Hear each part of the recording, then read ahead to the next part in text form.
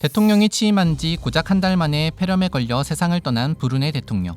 역대 미국 대통령 중 가장 짧게 재임한 대통령, 바로 9대 대통령 윌리엄 헨리 해리슨이죠. 23대 벤자민 해리슨은 바로 윌리엄 헨리 해리슨의 손자로, 두 사람은 미국 역사상 유일한 조선 대통령으로 이름을 올리고 있습니다.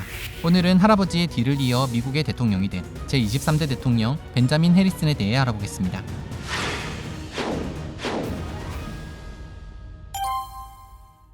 1833년 8월 20일 미국 오하이오주 노스밴드에 살던 아버지 존 스콧 해리슨과 어머니 엘리자베스 램지 어윈 사이에서 10남매 중 둘째로 태어난 벤자민 해리슨. 아버지는 미국의 하원 의원을 지냈고 증조할아버지는 버지니아 주지사이자 독립선언서에 서명한 미국 건국의 아버지 벤자민 해리슨 5세로, 할아버지가 아버지를 존경하는 마음에서 손자에게 벤자민이란 이름을 지어줬다고 합니다. 그러다 벤자민이 8살 때 할아버지는 미국의 9대 대통령이 되니 한마디로 벤자민은 명망 있는 가문에서 자란 금수저라고 볼 수 있죠. 하지만 집안의 명성에 비해 경제적으로는 그리 부유하진 않았는데요. 그래도 벤자민은 무척 행복한 어린 시절을 보내게 됩니다. 형제들과 함께 사냥이나 낚시 같은 야외 활동을 즐기고 시간이 날 때면 할아버지의 저택에 있는 도서관에서 독서를 즐겼는데, 특히 벤자민은 어렸을 때부터 다른 사람들과 함께 있는 것보다는 혼자 책을 읽는 것을 좋아했다고 합니다. 어렸을 땐 집 근처에 있는 작은 학교를 다니다 1847년 14살 때 형과 함께 오하이오 신시내티 근처에 있는 파머즈 칼리지에 입학을 하게 됩니다. 파머즈 칼리지를 졸업할 무렵 할아버지는 세상을 떠나고 가세도 많이 기운 상태였기 때문에 명문가 자제들이 주로 가는 동부의 대학에는 가지 못하고, 벤자민은 오하이오 농민대학을 거쳐 오하이오주 옥스퍼드에 있는 마이애미 대학으로 편입하게 됩니다. 연설 능력이 뛰어났던 벤자민은 특히 토론 과제에서 두각을 나타냈으며 1852년 우등으로 대학을 졸업했는데요. 대학을 졸업한 후 벤자민은 신시내티에서 본격적으로 법률을 공부하기 시작했습니다. 그리고 1854년 불과 21살의 나이에 변호사 시험에 합격하게 됩니다. 하지만 언변 실력은 뛰어났지만 워낙에 사교적이지 못하고 뻣뻣한 성격으로 이때부터 벤자민은 인간 빙산이라는 별명을 얻게 됐다고 합니다. 1847년 벤자민이 신시내티 근처에 있는 파머즈 칼리지에 다닐 무렵 벤자민은 그 학교의 교수이자 장로교 목사인 존 위더스푼 스콧의 딸 캐롤라인 스콧을 만나 사랑에 빠지게 됩니다. 이후 벤자민은 마이애미 대학을 졸업하고 신시내티에서 법률을 공부하고, 캐롤라인은 음악을 전공한 후 켄터키주 캐럴턴에서 음악 선생님으로 활동했는데요. 그러던 1853년 10월 20일 벤자민이 20살, 캐롤라인이 21살 때 결혼을 합니다. 결혼을 한 다음 해에 벤자민은 오하이오주 변호사 시험에 합격을 하고, 그해 세상을 떠난 고모로부터 물려받은 유산을 정리해 인디애나주 인디애나폴리스로 이사를 가 그곳에 정착을 하게 되었죠. 둘 사이엔 애가 둘이 있었는데 벤자민이 갈수록 정치를 하느라 바빠지며 캐롤라인은 우울증을 겪기도 했다고 합니다. 이런 캐롤라인을 버티게 만들어준 것은 예술이나 문학, 음악 등이었다고 하는데요. 자선활동이나 지역사회운동을 하며 시간을 보내기도 했습니다. 실제로 캐롤라인은 영부인이 된 후에도 여성의 권리를 높이는 활동에 앞장섰으며 미국 혁명의 딸들이라는 협회를 공동 창립해 초대 총통을 역임하기도 했습니다. 또 백악관의 역사를 보존하는 데도 관심이 많아 백악관에 있는 가구나 물건들의 목록을 작성하기도 했다고 합니다.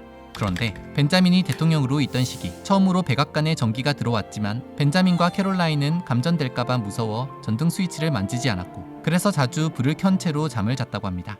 벤자민이 첫 임기를 마치고 재선에 도전해 선거운동을 하던 당시 선거를 불과 2주 앞두고 캐롤라인이 결핵에 걸려 먼저 세상을 떠나게 되는데, 의욕을 상실한 벤자민은 시리에 빠져 선거운동을 거의 하지 않았다고 합니다.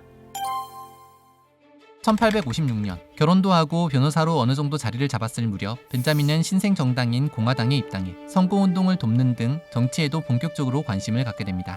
그리고 1857년엔 인디애나폴리스의 시 변호사로 선출돼 활동을 하기도 하고 1860년엔 인디애나 대법원의 기자로 선출되기도 합니다.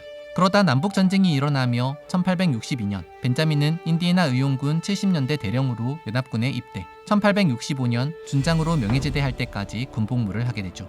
파격적인 승진을 할 만큼 군인으로 능력을 인정받았음에도 벤자민은 전쟁은 점잖은 사람이라면 좋아할 수 없는 더러운 사업이라며 전쟁에 부정적인 생각을 갖고 있었다고 합니다.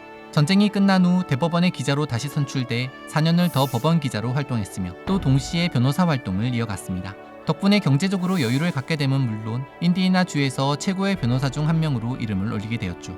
특히 1869년 율리시스 그랜트가 대통령으로 있던 시기 벤자민은 한 민사소송에서 연방정부의 대표 변호사로 임명이 되는데, 이 소송에서 승리를 하며 이름을 더욱 알리게 되었죠. 이를 계기로 벤자민은 정치권에 출마할 것을 권유받게 됩니다.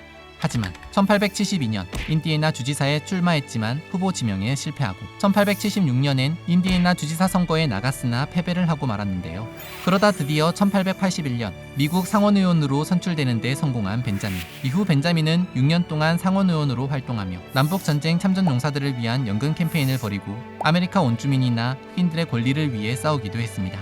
그러다 1887년 상원의원 재선에 실패하며 다시 인디애나폴리스에서 변호사 활동을 시작합니다. 1년 후인 1888년 대통령 선거가 열리게 되는데 당시 공화당은 부패하고 타락한 정당이라는 이미지가 강해 국민들의 지지를 받지 못하고 있던 상황이었습니다. 이런 상황에서 강직하고 청렴한 이미지를 갖고 있던 벤자민은 경쟁력 있는 후보로 여겨졌고 결국 공화당의 대통령 후보가 되는 데 성공합니다. 선거운동 기간 벤자민은 전국을 돌지 않고 인디애나폴리스에 있는 자신의 집 앞에서 연설을 하며 이른바 형광 캠페인의 시작을 열기도 했는데요. 선거 결과 벤자민은 민주당의 그로버 클리브랜드에게 9만여 표 정도 뒤졌지만 선거인단에서 233대 168로 승리하며 백악관의 새 주인이 되는 데 성공합니다.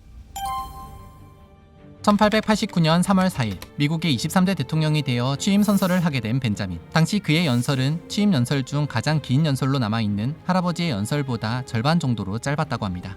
최단기 미국 대통령이었지만 벤자민은 할아버지 윌리엄 해리슨을 굉장히 자랑스러워했다고 전해지는데 뇌물이나 청탁이 들어와도 할아버지의 명예를 생각해서 안 되네 라는 말로 단번에 거절할 정도였죠. 벤자민은 대통령이 된 후 16개월 동안 거의 매일 1,700명에 달하는 정부 관료들의 후보자들을 직접 면담할 정도로 꼼꼼하고 열심히 일하는 모습을 보였는데요. 실제로 그의 임기 동안 굵직한 여러 개의 법안이 제정되기도 합니다. 1890년 자신의 공약대로 퇴역 군인과 그 가족에 대한 보상을 확대했으며 미국의 기업과 근로자들을 보호하기 위해 맥킨리 관세법을 제정해 수입 상품에 대한 관세를 올리고 미국 국고에 매달 450만 온스의 은을 매입하는 셔먼 은 매입법을 제정하기도 합니다. 또 당시 미국 사회에 만연하던 대기업의 독점 체제인 트러스트를 견제하는 차원에서 셔먼 독점 금지법을 통과시키기도 했죠. 하지만 당시 셔먼 독점 금지법은 개혁적이고 과감한 정책이었으나 벤자민의 추진력은 너무 부족했고 정치인들과 기업들의 유착은 너무 심해 제대로 힘을 발휘하지는 못했습니다. 또 기업과 근로자를 보호한다는 명분으로 만들어진 맥킨리 관세법은 미국 역사상 가장 높은 보호 관세였는데 이 법으로 인해 수입 상품의 가격이 폭등하는 바람에 물가가 오르고 경제 불황을 불러오는 결과로 이어지고 맙니다. 여기에 셔먼 은 매입법은 금만을 화폐로 인정해야 한다는 쪽과 은도 화폐로 가치를 인정해 달라는 쪽의 갈등이 이어지자 이 두 입장을 절충해 만들어진 법이었는데 오히려 이로 인해 금의 유출을 앞당기는 결과를 불러오며 점점 국고엔 금이 고갈되기 시작했고 설상가상 금 투기까지 성행하며 결국 금리 상승까지 이어지게 됩니다. 물론 벤자민이 이룩해 놓은 성과도 있습니다. 10척 이상의 현대식 군함 건조를 위해 의회의 승인을 받아냄으로써 미국을 해군 강국으로 변모시켰으며 처음으로 산림보호구역을 만들기도 했습니다. 또 노스다코타와 사우스다코타, 몬태나, 아이다호 등 이전 대통령 때보다 더 많은 6개 주가 벤자민이 대통령으로 있던 시기에 연방에 새로 가입하기도 했습니다. 그럼에도 불구하고 그가 추진한 여러 법안들과 정책들은 많은 돈을 필요로 했고 의회에서 승인한 예산이 처음으로 10억 달러를 넘어서며 10억 달러 의회라는 비난을 받기도 합니다.